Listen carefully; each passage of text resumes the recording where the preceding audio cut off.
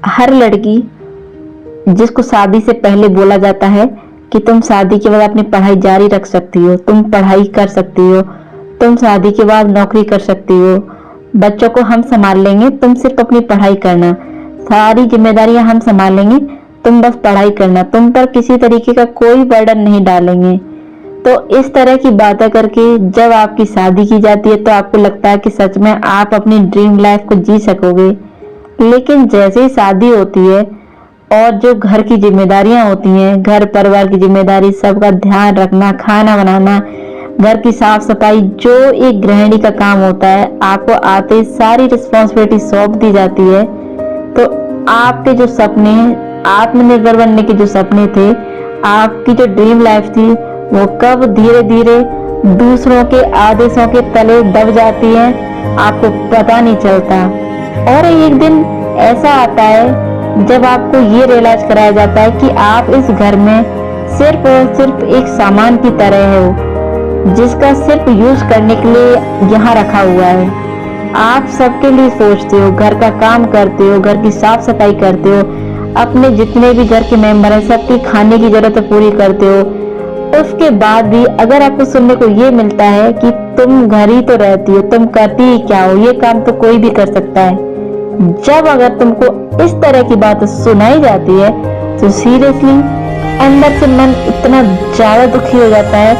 और तब एक आवाज हमें अंदर से आती है कि अब मुझे खुद के लिए कुछ करना है, मैं कुछ करना चाहती हूँ, सेल्फ डिपेंड बनना चाहती हूँ। तो दोस्तों, अगर सच में आपके अंदर भी ऐसी आवाज आ रही है, आप भी चाहती हो कि बहुत हुआ अपने सपनों को दबाना, बहुत झेल ली ताने, अब और नहीं, मुझे खुद के लिए कुछ करना है, तो आज मैं कुछ ऐसी ट्रिक, ऐसी सीख आपको देने वाली हूँ जिसे आपने सही तरीके से सीख लिया तो सच में अब आप सिर्फ घर ही नहीं संभालोगे, अपनी नौकरी भी संभालोगी, आप घर संभालते संभालते पढ़ाई भी कर सकोगी, आप अपने सपने पूरे कर सकोगी।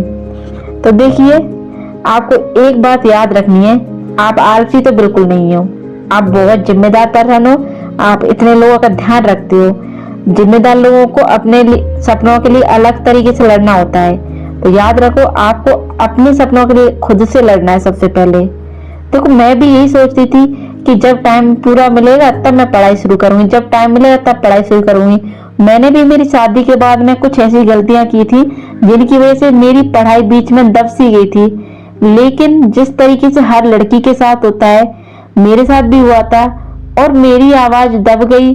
तब अंदर से उस आवाज ने मुझे जोश जगाया और मैं उठी, खड़ी हुई और मैंने मेरी पढ़ाई पूरी की, मेरे वो सपने पूरे किए जिनको मैं शादी से पहले पूरे करने के लिए खुद से कहती थी।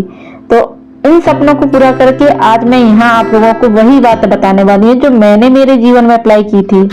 तो देखिए, सबसे बड़ा सच तो ये है कि पूरा टाइम तो कभी नहीं मिलता है, हमें अपने सपनों के लिए समय निकालना पड़ता है। तो मैं कुछ नियम है जो बताने वाली हूँ। तो सबसे पहला नियम ये है कि पूरे 3 घंटे ढूंढने की कोशिश बिल्कुल मत कीजिए। अब ऐसा होता है कि हम लगातार पढ़ाई तो नहीं कर सकते, लेकिन टुकड़ों में कर सकते हैं। जब भी टाइम मिल रहा है तब टाइम निकालिए और तब पढ़िए। आप 20 मिनट से शुरुआत कीजिए। आप सुबह 20 मिनट पढ़िए, दोपहर में 20 मिनट पढ़िए, रात को 20 मिनट पढ़िए। जब आप 20-20 मिनट पढ़ोगे तो एक दिन में आप 1 घंटा पढ़ लोगे। तो जब आप 1 घंटे के साथ शुरुआत कर रहे हो तो आप 1 घंटे से लेकर 2 घंटे, 2 से 3 अपने आप ही बढ़ाने लगोगे। देखो, शुरुआत में कुछ नहीं होगा, आपको लगेगा कि बस आप समय बर्बाद कर रहे हो, लेकिन यही समय आगे बढ़ता जाएगा। रोज के 20 मिनट कब 3 घंटे में बदल जाएंगे आपको पता भी नहीं चलेगा। जैसे आप घर के कामों को मैनेज करके अभी 20 मिनट में पढ़ाई शुरू कर रहे हो, वैसे ही आप 3 घंटे भी मैनेज करके पढ़ाई कर लोगे। तो आपको सिर्फ मैनेज करना आना चाहिए, आप समय कैसे मैनेज करें। तो दूसरी बात, जब भी काम खत्म हो तो काम खत्म होने के तुरंत बाद आप फोन उठाने से पहले खुद से ये पूछिए कि मेरा जो समय है ये टीवी देखने का समय है या फोन पे बात करने का समय है या फालतू टाइम वेस्ट करने का समय है या फिर मेरे सपनों का समय है। आप खुद से पूछिए, ये समय जो खाली मिला है इसमें मुझे क्या करना चाहिए, मेरे सपनों के लिए मुझे लड़ना चाहिए खुद से या आराम करना चाहिए। और जब आपको लगे तब आप अपने एम की तरफ ध्यान दीजिए। ये 10 मिनट आपकी जिंदगी बदल देंगे। आपको सिर्फ 10 मिनट से शुरुआत करनी है, उसके बाद 20 मिनट, और ये 10 और 20 मिनट आपकी जिंदगी बदलने के लिए वरदान साबित होंगे। हम में से बहुत से लोग कहते हैं कि समय ही नहीं है, क्या करूं, कैसे पढूं, नहीं हो पाएगा। लेकिन रियलिटी ये है कि समय तो किसी के पास भी नहीं होता है। कभी हमारा समय, देखो घर की जिम्मेदारी हर किसी के लिए है, लेकिन उन जिम्मेदारियों को निभाने के साथ साथ भी हम कम से कम प्रतिदिन अपने लिए 1 घंटा आसानी से निकाल सकते हैं। हम वो घंटा अभी तक शायद घर में किसी से बात करने में निकाल रहे थे, या फिर हम टीवी देखने में निकाल रहे थे, कुछ भी एक्स्ट्रा एक्टिविटी करने में निकाल रहे थे। उस टाइम को आप अब खुद के लिए निकालिए, और जब आप खुद के लिए निकालने लगोगे तो वही चीज आपकी आदत बनती जाएगी। आप खुद से कहोगे कि मुझे समय बर्बाद नहीं करना है, मुझे खुद के लिए वो समय निकाल करके अपनी पढ़ाई शुरू करनी है, पढ़ाई मैनेज करनी है। आप 20 मिनट से लेकर के कब 3-4 घंटे की पढ़ाई के आदी हो जाओगे, आपको पता भी नहीं चलेगा। और तीसरी चीज है जो मैं भी करती थी कि जब मैंने मेरी पढ़ाई को फिर से शुरू किया था तो मैंने किसी को नहीं बताया कि मैं पढ़ती हूँ। मैं घर का काम करती थी, काम करने के बाद मैं जब बच्चों को सुला करके मेरे को सिर्फ 1 घंटे या 2 घंटे का टाइम मिलता था, तो उस 1-1.5 घंटे में मैं सबसे पहले खाना, चाहे मैं कितना भी खा लूं, खाना खाने के तुरंत बर्तन धो के जब मैं फ्री होती तो मैं तुरंत चाय पीती, क्योंकि मेरी आदत थी चाय पी के मैं फ्रेश फील करती। तो मैं चाय पीती और उसके बाद उसे 1 घंटे का पूरा यूज करती, जितना मुझे पढ़ना होता तो मैं पढ़ती थी। तो आपको भी यही करना है कि आप अपने घर वालों को मत बताइए कि आप पढ़ाई कर रहे हो। आप अपने रूम में जाइए, 1 कप चाय लीजिए और फ्रेश होकर के अपना 1 घंटा अपने लिए दीजिए, अपनी पढ़ाई कीजिए। अब जब आप पढ़ना शुरू करोगे तो कोई आपकी मदद नहीं करेगा, उल्टा आपके लिए और काम फैलाने लगेगा। तो आप किसी को मत बोलिए कि आप खुद के लिए क्या कर रहे हो। लेकिन बहुत बार लोग इसलिए भी मदद नहीं करते आपकी, क्योंकि उन्हें पता नहीं, उन्हें ऐसा लगता है कि अगर आपकी नौकरी लग गई या आप आत्मनिर्भर बन गए तो शायद उनके ताने आप नहीं सहोगे, या वो अपना रौब किस पे झाड़ेंगे। मतलब वो आपको दबा हुआ ही देखना चाहते हैं, इसलिए वो आपकी मदद नहीं करेंगे। तो आप अपनी बातों को सिर्फ और सिर्फ अपने तक रखिए। मैं तो ये कहूंगी कि आप अपने पति तक से भी ये बात मत शेयर कीजिए जब तक आप 2 या 3 घंटे डेली पढ़ने के आदी ना हो जाओ।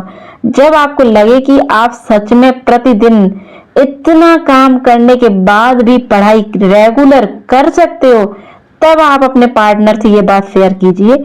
तब तक किसी से मत शेयर कीजिए, क्योंकि जब तक हम खुद के लिए श्योर नहीं हो जाते तब तक बाहर किसी से ये बातें नहीं करनी चाहिए। मैंने भी यही किया था। मैं सिर्फ अपना काम करती और पढ़ाई करती, काम करती और पढ़ाई करती। और जब मुझे लगा कि मैं मेरे काम पे भी अच्छे से ध्यान दे रही हूँ और पढ़ाई को बिल्कुल भी इग्नोर नहीं कर रही हूँ, कंसिस्टेंसी के साथ आगे बढ़ रही हूँ, तब मैंने मेरे पति को बताया कि मैं क्या करना चाहती हूँ। तो आपको भी यही करना है। अब चौथा नियम ये करना है आपको कि आप घर की बेस्ट बहू बनने की कोशिश छोड़ दीजिए, क्योंकि एक लड़की चाहे कितना ही कर ले वो बेस्ट कभी नहीं हो सकती।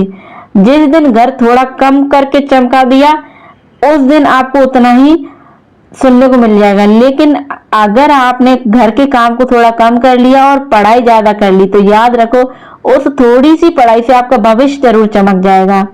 उस दिन आपने कोई गलती नहीं की, आपने अपने सपने को एक मौका दिया और घर के काम को छोड़ के पढ़ाई पे ज्यादा ध्यान दिया।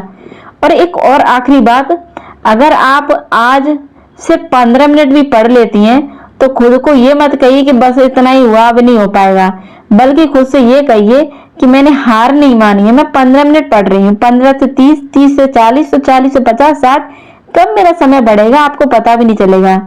और यही 15 मिनट आपकी डिग्री बनेंगे, आपका विश्वास बनेंगे और आपकी नई पहचान बनेंगे, और वो नई पहचान आपको आत्मनिर्भर बनाएगी। तो याद रखो, घर संभालना आपकी जिम्मेदारी हो सकती है, लेकिन अपने सपनों को संभालना ये आपकी ही जिम्मेदारी है। सपने पूरे करना ये आपकी ही रिस्पॉन्सिबिलिटी है। मैंने भी यही किया था। मैंने मेरे सपनों को मरने नहीं दिया, मैंने घर के काम के साथ अपनी पढ़ाई मैनेज की और आज नतीजा आप लोगों के सामने है। मैंने मेरी पूरी पढ़ाई को कंप्लीट किया, मैंने एमएससी की, वो भी इतने हार्ड वर्क के साथ में। मैंने पढ़ाई भी की, घर का काम भी किया और उसके बाद आज मैं सेल्फ डिपेंड हूँ। तो आप लोगों को भी मैं यही सलाह दूंगी कि आप घर भी संभालिए, लेकिन खुद के सपने को सिर्फ आप संभालिए। तो आज का वीडियो सिर्फ आप लोगों के लिए ये था, ये बताने को कि आप सब कुछ कर सकते हो, बस अपने मन को मजबूत करके आगे बढ़िए। तो अगर ये वीडियो ने आपको थोड़ा सा भी हौसला दिया हो तो कमेंट में एक शब्द जरूर लिखिए कि अब मैं नहीं रुकूंगी, मैं भी आगे बढ़ूंगी। मैं चाहती हूँ कि जब भी कोई लड़की ये कमेंट लिखे तो उसे पता हो कि वो सफर में अकेली नहीं है, उसके साथ मैं भी हूँ। इस सफर को तय करके ही मैं यहाँ तक आई हूँ। तो मैं आज आपसे वादा करती हूँ कि मैं ऐसी ही वीडियो आप लोगों के लिए लेते आते रहूंगी जो आप लोगों को और भी ज्यादा आगे बढ़ने में हेल्पफुल बने और आपको मोटिवेट कर